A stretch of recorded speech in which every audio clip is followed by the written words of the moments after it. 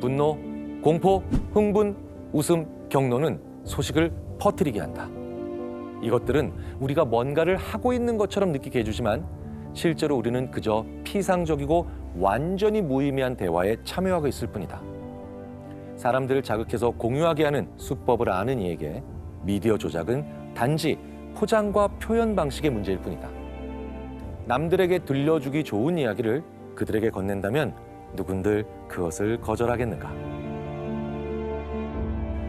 그렇다면 라이언 홀리데이와 같은 미디어 조작자들은 어떻게 사람들이 혹 할 수 있게 뉴스를 조작하고 만들어낼까요? 황색 신문의 특징을 이해하면 현 시대의 블로거들이 사람들이 원하는 것, 즉 불행한 이야기, 사건, 사고 등의 소식을 주는 방법을 알 수 있습니다. 미디어 역사학자 W.J. 캠벨은 황색 저널리즘의 특징을 다음과 같이 설명했습니다. 궁극적으로 중요하지 않은 뉴스에 대해 수선 떠는 눈에 잘 띄는 제목, 대체로 관련성이 거의 없는 사진의 과도한 사용, 사칭꾼, 사기꾼, 가짜 인터뷰, 컬러 만화와 크고 두꺼운 일요일 부록, 약자의 대의 명분에 대한 과시적인 지지, 익명의 취재원 사용, 상류 사회와 사건에 대한 두드러진 보도. 작가 라이언 홀리데이는 책을 쓰는 동안 이 깨달음을 정말로 여러 번 절감했다고 고백을 합니다. 100년 전에 쓰인 미디어 비평에서 단어 몇 글자만 바꾸면 블로그가 어떻게 작동하는지 정확히 기술할 수 있다고 느꼈기 때문이죠. 그리고 우리가 19세기와 똑같이 가짜 헤드라인에 속고 있다며 그 방법을 폭로합니다. 헤드라인에서 물음표를 제거하면 대개는 거짓말이 된다. 블로거가 이 수법을 즐겨 사용하는 이유는 아무도 비난할 수 없는 거짓 진술을 하고 빠져나갈 수 있기 때문이다. 독자는 클릭한 뒤 곧바로 헤드라인의 질문에 대한 답이 명백히 아니, 물론 아니다라는 것을 알게 된다.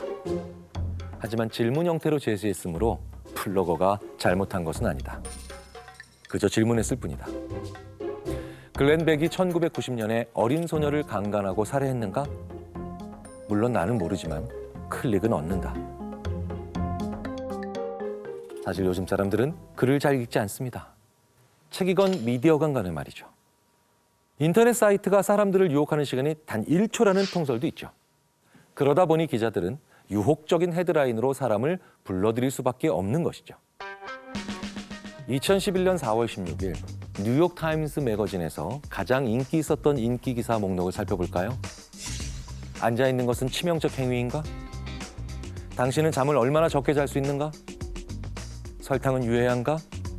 최고의 운동은 무엇인가? 휴대폰이 뇌종양을 유발하는가? 정말 물음표를 빼면 어처구니 없는 문장들이 되죠.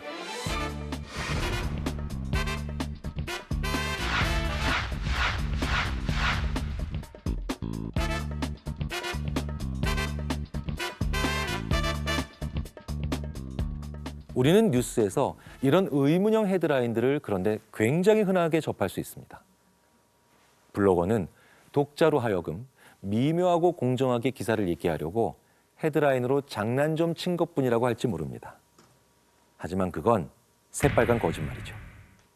왜냐하면 기사 본문을 실제로 읽어보면 헤드라인이 제시하는 것보다 더 구체적인 건 거의 없을 때가 훨씬 많거든요.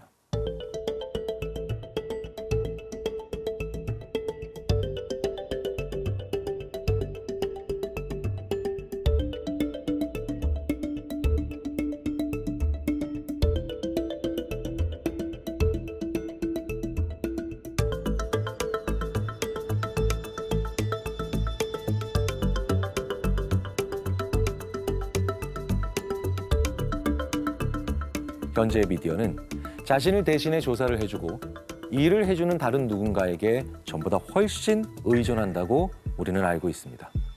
그도 그럴 것이 자기가 직접 기사를 발굴하고 취재하지 않아도 수십, 수백 건의 보도자료가 쏟아져 나오거든요.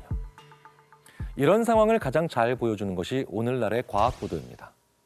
과학학술지는 관행, 윤리 이런 여러 가지 요인에 의해서 제약을 받지만 대학 웹사이트와 홍보 담당자는 그렇지 않죠.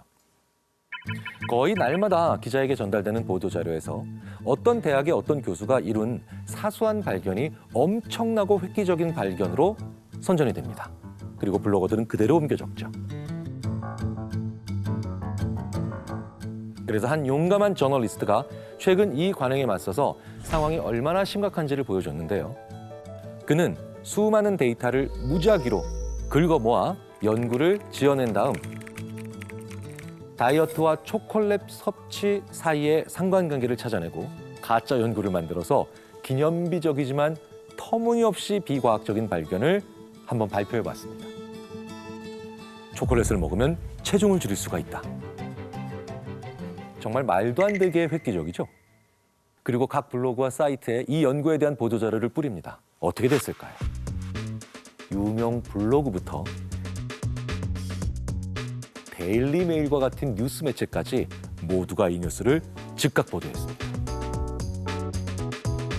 물론 그 누구도 이의를 제기하지 않았고요. 연구의 사실 여부를 확인하려는 노력 또한 전혀 없었습니다. 이렇게 우리가 조작된 미디어를 볼 수밖에 없는 이유는 웹이 세계에 주목하지 않으면 할 말이 점점 없어지도록 웹 문화가 우리를 부추기고 있기 때문이죠. 심리학자들은 이것을 마취적 역기능이라고 부릅니다. 미디어의 분주함을 진정한 지식으로 착각을 하고 미디어를 소비하면서 시간을 보내는 걸 뭔가를 하고 있다고 착각하는 지경에 이르는 걸 의미하죠. 예를 들면 정치에 관심 있는 사람이라면 인터넷에서 정치 기사를 읽고 TV 뉴스를 보고 정치 관련 유튜브 영상을 보면서 자기가 정치적인 활동을 하고 있다고 생각한다는 거예요. 하지만 결과는 어떨까요? 사실상 그 사람은 저녁 먹고 인터넷과 유튜브를 좀 보다가 잠이 드는 것일 뿐 아무런 생산 활동을 하지 않은 겁니다. 그럼 미디어를 소비하는 우리는 어떻게 하면 미디어 조작에 속지 않을 수 있을까요? 사람들은 어느 날 정보가 실제로 어떻게 순환하는지를 이해하지 못한다. 그들은 자신의 전반적인 세계관이 온라인에서 뉴스가 생성되는 방식에 얼마나 많이 영향을 받는지 모른다. 블로그에서 나온 얘기는 대화와 입소문을 통해 퍼진다. 한마디로 블로그는 대중매체 기자나 가장 수다스러운 친구가 뉴스를 찾아내고 빌려오는 매체다. 이 비밀스러운 순환은 우리 문화의 기준이 되는 밈, 유명 인사가 되는 신의 스타, 우리의 구루가 되는 사상가, 우리의 뉴스가 되는 뉴스를 낳는다. 이 책은 주로 블로그를 다루고 있지만 이제는 유튜브가 더 대세인 시대죠. 유튜브에서 본 재미있거나 자극적인 동영상은 링크를 통해 순식간에 온 세상으로 전파됩니다. 하지만 우리가 보고 있는 블로그나 유튜브 내용들이 얼마나 검증이 안 된 것들이 많은가에 대해서 우리가 진지하게 한번 생각을 해봐야 되죠. 모든 블로그에는 나름의 편집 정책이 있겠지만 정보의 출처를 독자에게 공개하는 곳은 거의 없기 때문에 기사의 내용을 신뢰하는 것이 점점 더 어려워지고 있습니다. 이곳이 전통 있고 권위 있는 미디어를 출처로 하고 있는 컨텐츠라고 해도 예외가 될 수 없죠. 몇 년 전 젊은 아일랜드 학생이 작곡가 모리스 자르가 사망한 직후 그의 위키피디아 페이지에 가짜 인용문을 게시했다.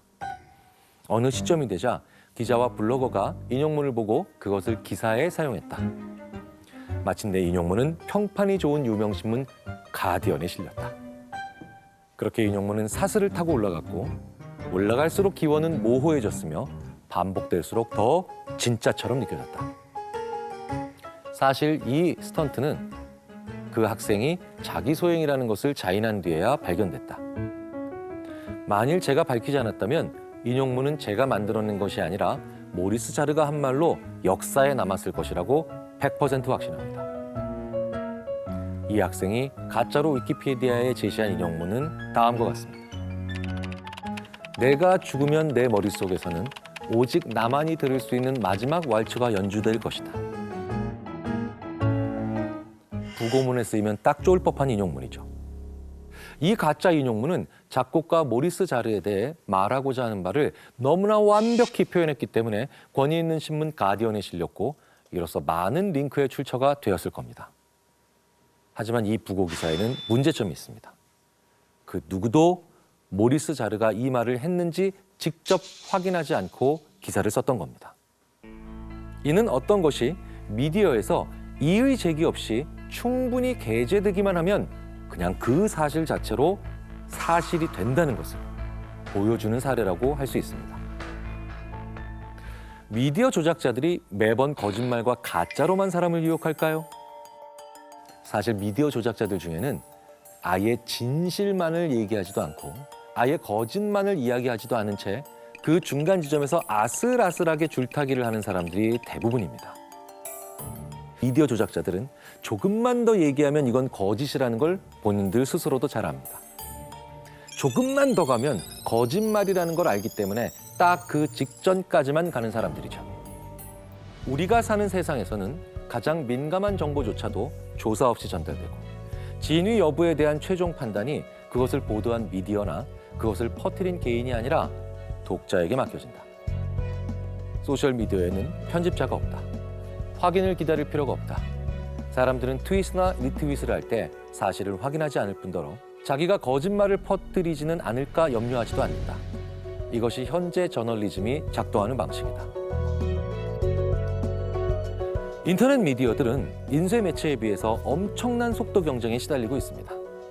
그리고 그들은 이기기 위해 일단 씁니다. 그 내용이 진짜냐 가짜냐에는 그렇게 큰 관심을 가지고 있지 않은 것처럼 보입니다.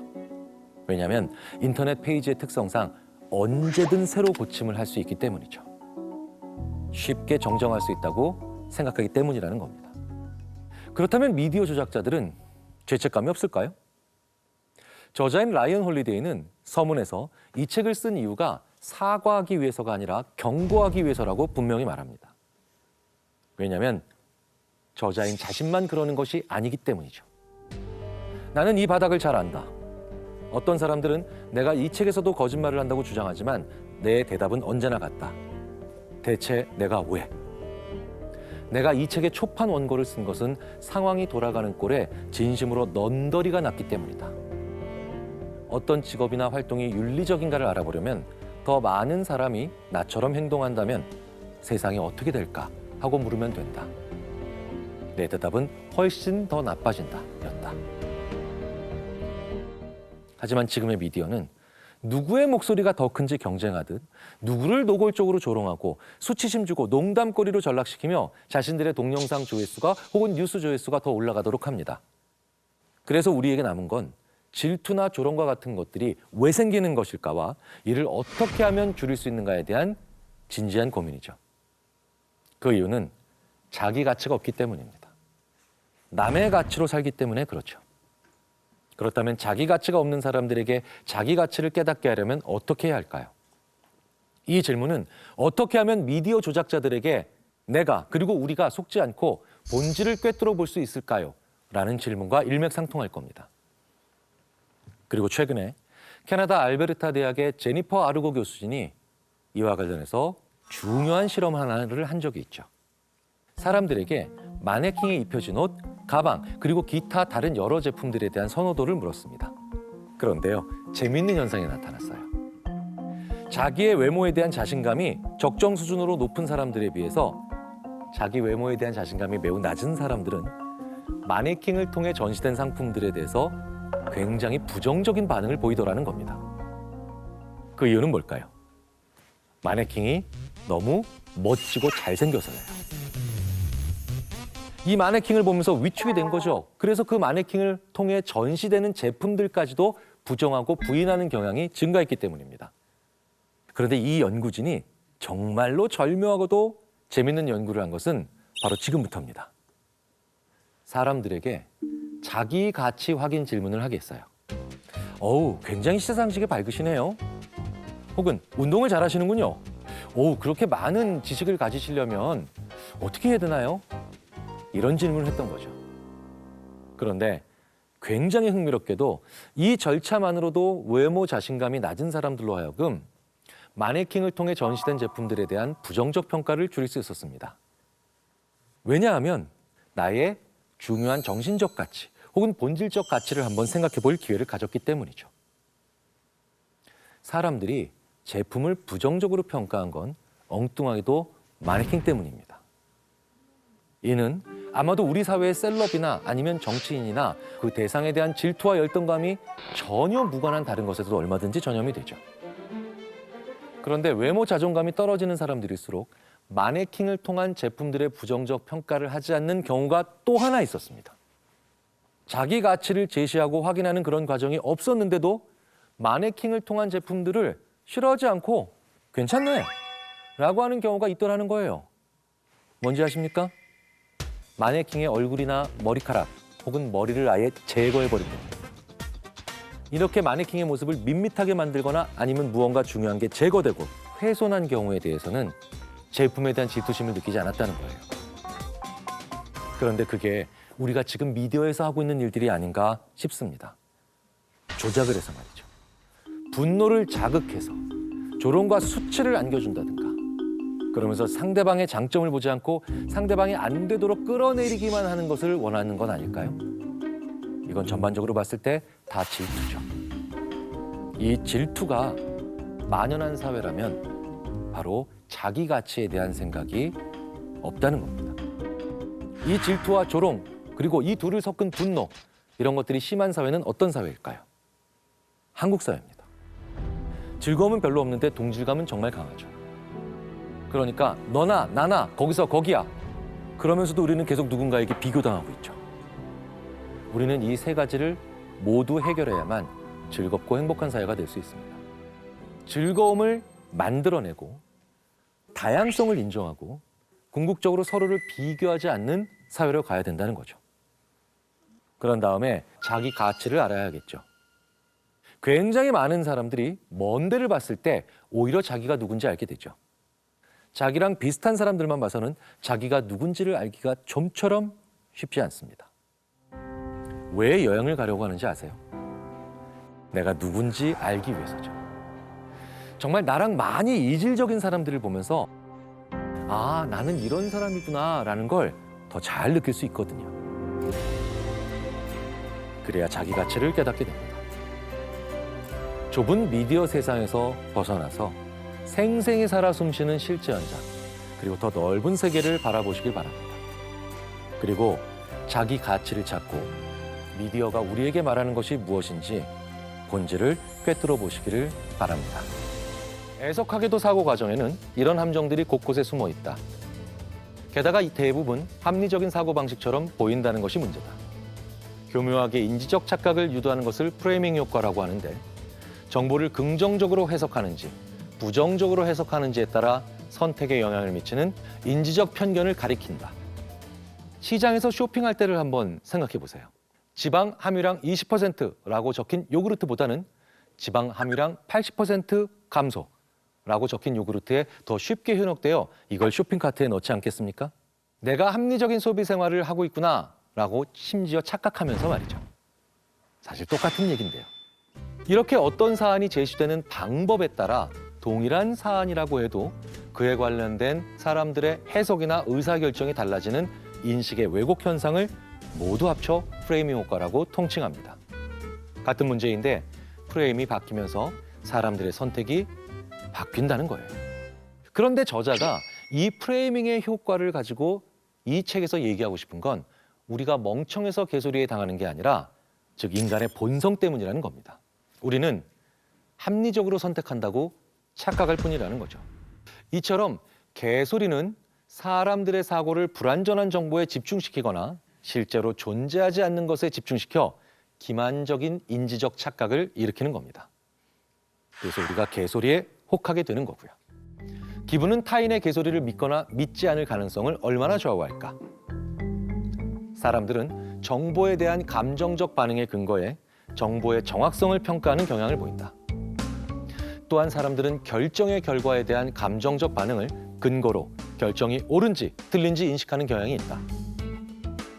2001년 9.11 테러 사건이 일어난 날 대학생들에게 9.11 테러 사건 발생한 걸 처음에 누구한테 들었지? 뉴스 나올 때 어디에 있었어? 그때 옆에 누구랑 있었나? 라며 육하 원칙에 근거해서 이런저런 질문을 심리학자들이 했죠. 그리고 6개월 뒤에 9.11 테러 사건이 일어난 날에 물어봤던 같은 질문을 다시 합니다. 놀랍게도 절반 가까운 답들이 불일치합니다. 뭐 반년이 지난 뒤 물어봤으니까 기억이 틀릴 법도 하겠죠.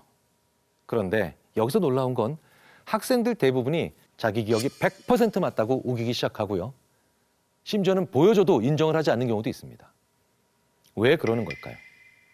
학생들의 주장은 9.11 테러 사건이 너무 충격적인 사건이었기 때문에 그 당시에 있었던 모든 일의 기억들이 생생하다는 거예요. 인간은 자신의 기억이나 자기의 판단이 맞는다라고 판단할 수 있는 근거로 생생함을 사용합니다. 즉, 생생한 기억은 맞고 정확하다라고 판단한다는 거예요. 하지만 심리학에서 생생하다는 것은 그날의 감정을 몸만 기억했을 뿐 뇌까지 기억했다는 말이 아니라는 거예요. 그러니까 감정적 반응의 한 종류가 생생함일 뿐이라는 겁니다. 그래서 제가 자주 드리는 말씀이 감정적으로 흥분했을 때 내린 판단은 대부분 틀린 것이다라는 거죠. 그런데요, 내린 판단이 감정을 불러일으킨다, 나를 확 올가맨다, 심지어 나에게 소름 돋게 한다, 이건 대부분 맞습니다. 직관이 발동한 거기 때문이죠. 하지만 안타깝게도 대부분의 사람들은 이걸 거꾸로 생각하고 있다는 겁니다. 예를 들어보겠습니다. 자전거를 열심히 탄 후에는 당연히 심장박동수가 증가하죠. 따라서 신체적 흥분이 일어난 상태입니다. 그 이후에 찡그린 얼굴 혹은 활짝 웃는 얼굴을 보여주면 평온한 일반적인 상태에서 같은 얼굴을 보게 하는 경우보다 훨씬 더 그 두 얼굴을 비호감 혹은 호감형으로 각각 판단하는 경향이 증가합니다. 우리가 매우 비호감인 사람들이거나 매력적인 사람 중 어느 사람을 만나더라도 심장박동은 평상시보다 좀 더 증가하는 것이 일반적이죠. 그런데 이 실험에선 두 얼굴을 볼 때 이미 자전거를 오래 탔기 때문에 심장박동수가 증가해 있는 상태입니다. 그러니까 자기의 신체적 상대를 상대방 얼굴에 대한 비호감 혹은 호감도 판단에 전염시켜버린 셈이 되는 거예요. 따라서 어떤 식으로든 직전의 정서적 흥분은 무관한 지금의 판단에 영향을 미치게 되어 있는 겁니다. 즉, 이렇게 두근거리는 상태에서 내린 판단은 대부분 틀린 판단이지만 판단을 내렸는데 두근거린다. 이건 꽤 괜찮은, 아니 가장 괜찮은 판단일 수도 있겠죠. 그리고 우리는 이런 걸 직관이라고 부릅니다. 그래서 감정이 격앙됐을 때 누군가 개소리를 한다면 그게 개소리인지 판단력이 흐려지기 때문에 우리가 당할 가능성이 매우 높아집니다. 그럴 땐 대화를 멈추고 그 자리를 잠시 떠나는 걸 추천드립니다. 개소리를 효과적으로 감지하고 대처하려면 개소리를 촉발시키는 요인을 알아야 한다. 개소리할 가능성이 가장 큰 사람뿐 아니라 개소리에 노출될 가능성이 가장 큰 조건을 제대로 인식하면 개소리가 미치는 달갑지 않은 영향을 피하거나 제거할 수 있다. 우리가 일상생활에서 마주치는 개소리들은 언제 어떻게 나오는 걸까요? 우선 가장 대표적인 상황은 할 말 없는데 말을 해야 될 때, 그러니까 뭐든 얘기해야 될 때, 이때가 헛소리하기 딱 좋은 상황입니다. 그래서 저는 대학원생들에게 뭐든 얘기해봐 이런 얘기 잘 안 합니다. 그런데 우리는 직장에서 어떻게 하나요? 회의 시간에 뭐든 얘기해봐 이 얘기 종종 나옵니다. 왠지 뭐든 얘기하면 아이디어들이 자유롭게 쏟아져 나올 것 같거든요. 이게 바로 브레인스토밍이야 하면서 착각하는 분들 많으실 겁니다. 그런데 심리학자의 관점에서 볼 때 이 상황에서 하는 건 브레인스토밍 하는 게 아니라 브레인에서 스톱만 일어나는 거예요. 이 말이 나온 순간부터 팀원들에게는 이미 아이디어를 내야 한다는 압박감이 생기고요. 그때부터 회의실에서는 정말 말 그대로 아무 말 대잔치가 시작됩니다. 즉 우리들은 주제에 대해 어느 정도 알고 있든 전혀 모르든 이와는 상관없이 자기 의견을 밝힐 의무를 느낄 때 우리도 모르게 기꺼이 개소리를 하게 된다는 거죠. 개소리를 유발하는 또 다른 상황은 자기 말을 검증할 사람이 없을 때예요. 이걸 제가 제일 많이 느낄 때가 있습니다. 자기가 제일 선배일 때. 저는 지금까지 제가 들어봤던 개소리의 거의 절반 이상이 자기 위에 선배 없는 사람, 특히 다른 선배가 없을 때 혹은 자기보다 선배가 없을 때 확신하지 않은 얘기들을 그때만 유난히 열심히 한다. 그렇다면 저는 그 중에 한 절반은 개소리라고 봅니다. 만약에 그 소리가 맞는 소리라면 자기 윗선배가 있을 때도 할 수 있어야 되죠. 팀 내에서 자신의 위치가 가장 높아지면, 그리고 내가 이 회의에서 가장 상급자라면 내가 개소리할지도 모른다는 경각심을 가지셔야 됩니다. 인간이 가지는 소속 욕구는 개소리하는 성향이 강한 사람에게도 약한 사람에게도 근본적이고 강력한 동기를 부여합니다. 사람들은 타인과 빈번하고 긍정적인 상호작용을 하고 싶어 하죠. 사람들은 대인관계에서 애착과 소속감이 부족해진 경우에 자신의 생각, 감정, 신체적 건강, 심리적 적응, 그리고 궁극적으로 행복 등에 아주 큰 악영향을 입습니다. 아마 여러분들은 기억에 한 번쯤은 이런 일들이 있었을 겁니다. 친구들 여럿이 모여 수다를 떠는데 한 친구가 갑자기 이런 얘기를 합니다. 어제 드라마 25, 21 봤어? 너무 재밌더라. 이 순간을 기점으로 전날에 본 드라마 이야기로 대화의 중심 주제가 바뀝니다. 눈치를 쓱 하고 봤더니 이 모임에 온 다른 친구들은 다 본 것 같습니다. 이럴 때 솔직하게 안 봤다고 얘기하는 분들도 계시겠지만 조금도 망설이지 않고 마치 드라마를 본 것처럼 대화를 이어나가는 분들이 있습니다. 그때부터 헛소리가 시작되죠. 사실 이때는 우리가 무슨 말을 하는지는 전혀 중요하지 않죠. 대화에 끼는 것이 더 중요한 일이 되는 거예요. 어떤 상황에서든 무시당하고 배제되는 것은 사회적 동물인 인간에게는 극도로 큰 고통을 안기기 때문이 이건 이상한 현상은 아닙니다. 우리는 사회적 배제를 암시하는 사소한 단서에도 예민하게 반응하니까요. 제가 생각하는 최고의 개소리를 내는 상황은 내 그럴 줄 알았어. 이걸 최고의 개소리라고 생각합니다. 수많은 심리학 연구들이 내 그럴 줄 알았어 라고 얘기하는 분들을 치밀하게 추적 조사했는데요. 거의 대부분 99% 몰랐습니다. 그런데 그걸 자기가 알고 있었다는 얘기를 해야 되니 온갖 말이 안 되는 얘기를 하죠. 정말 간곡히 부탁드리겠습니다. 내 그럴 줄 알았어. 이 얘기는 절대 하지 마십시오. 최악의 상황을 나한테 몰고 올 수도 있습니다. 여기서 굉장히 재밌는 건 우리가 이 개소리 때문에 불필요한 물건을 사거나 아니면 나에게 중요하지 않은 보험을 계약하는 경우도 얼마든지 있다는 거죠. 한 보험 설계사 분께서 저한테 이런 얘기를 들려주신 적이 있습니다. 어떤 점잖은 분 앞에서 부장님, 우리나라 남성 40%가 70대가 되기 전에 5대암 중에 하나에 걸리는 거 아시죠? 그럼요, 알죠. 이때가 보험이 팔리는 순간이랍니다. 왜? 이젠 더 이상 그 부장님께 우리나라 남성 40%가 70대가 되기 전에 5대암 중에 하나에 걸린다는 얘기를 안 해도 돼요. 왜? 자기가 알고 있다고 얘기하니까. 심지어 전화까지 했대요. 옆 부서에. 그 차 부장 좀 올라 그래봐. 좋은 보험 나왔어. 자, 그래서 원하지 않는 보험을 사게 되기도 하는 경우가 있다는 거죠.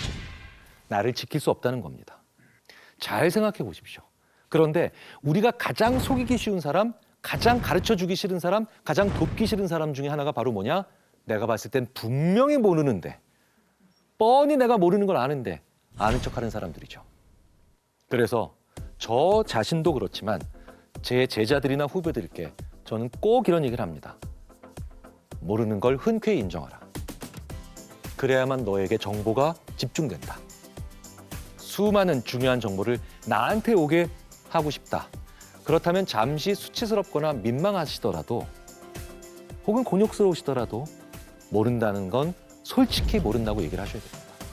그래서 모른다고 솔직히 얘기하는 사람들은 개소리를 하지도 않고 개소리에 당하지도 않습니다. 타인과 대화할 때 개소리를 탐지할 수 있는 열쇠는 무엇을 어떻게 생각해 본 적 있나요? 같은 일반적인 질문 구조를 고수하는 것이다.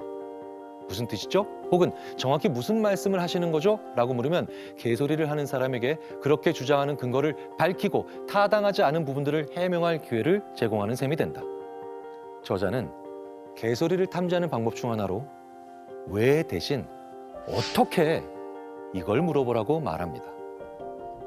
왜라고 물어보게 되면 개소리꾼들은 이론적이거나 철학적인 논거를 제시하면서 증거를 누락시키는 경향을 보이기 때문이죠.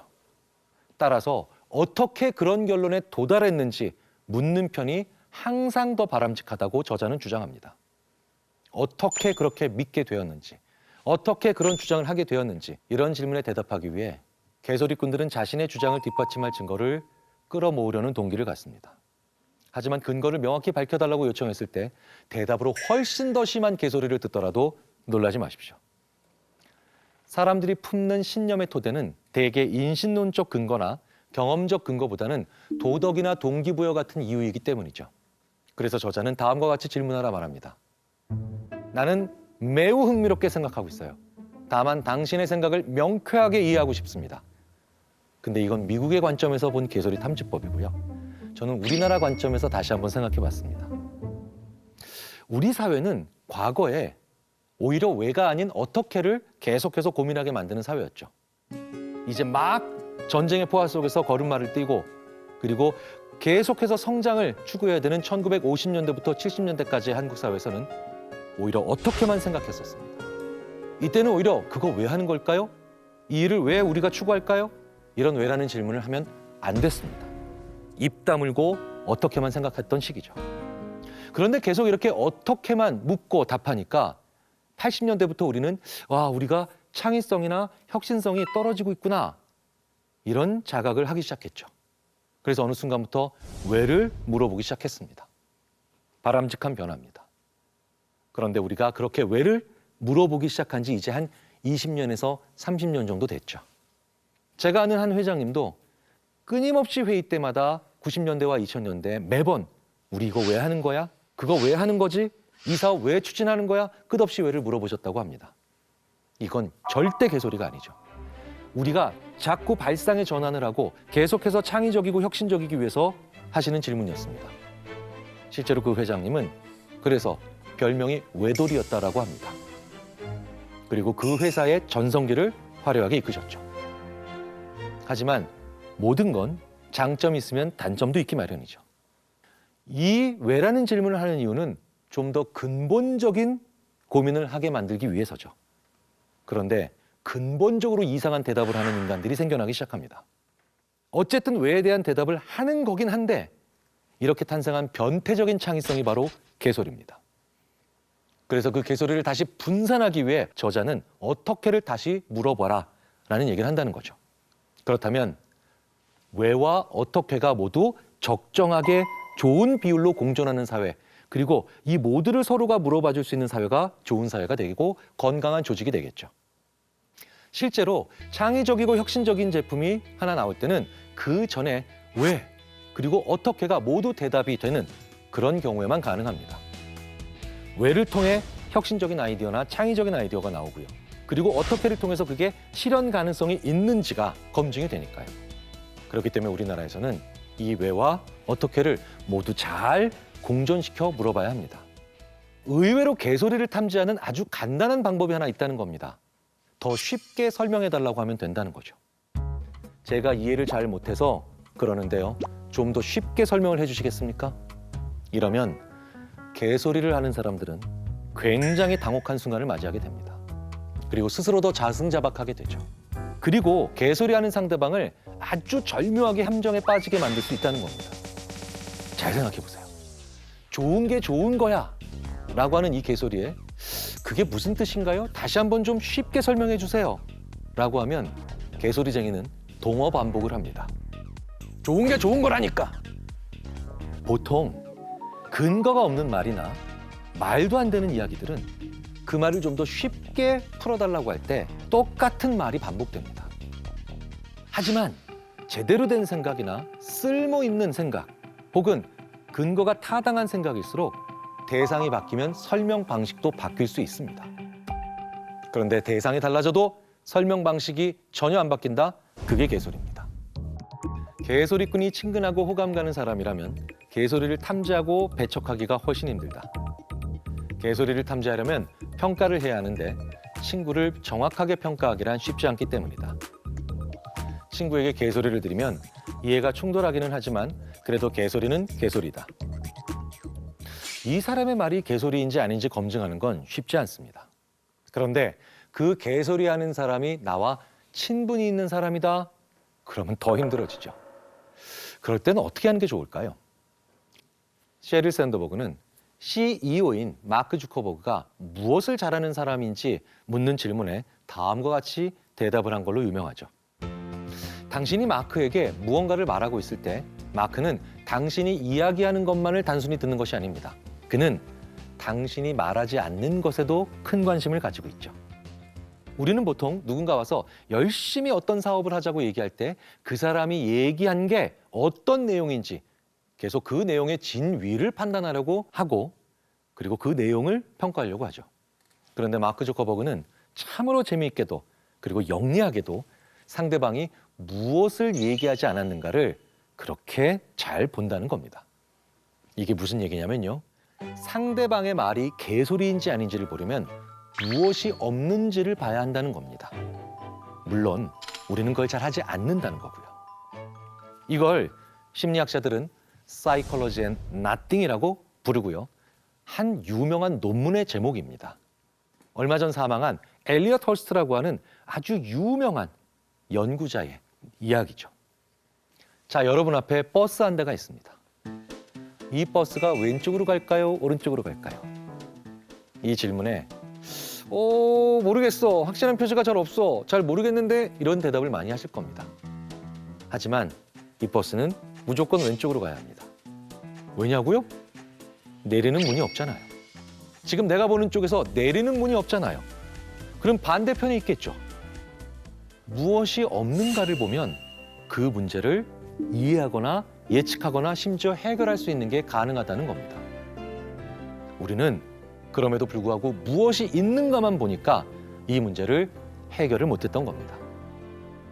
이 예는 1991년 아메리칸 사이언티스트에 게재된 심리학자이자 전설적인 체스 마스터인 엘리엇 헐스트 교수의 논문 Psychology and Nothing에 수록되어 있는 제목이죠. 좀 다소 쉬운 말이지만 그럼에도 불구하고 해석하기가 좀 어려운 제목이죠. 인간의 판단이 단편적으로 흘러가는 이유가 되기도 합니다. 무엇이 일어나지 않는가에 대해서도 관심을 기울이고 주목할 수 있는 그런 것을 심리학에서는 사실을 넘어서 진실을 볼 수 있는 능력이라고 부릅니다. 그래서 상대방과 대화를 할 때 무엇이 없는가, 유난히 무슨 말을 하지 않는가를 유심히 보시거나 귀 기울이시면 상대방이 어떤 개소리를 하는지 보다 더 잘 알 수 있을 겁니다. 저는 장난을 되게 좋아합니다. 그런데 누군가가 경일이는 말할 때 보면 장난을 좋아해.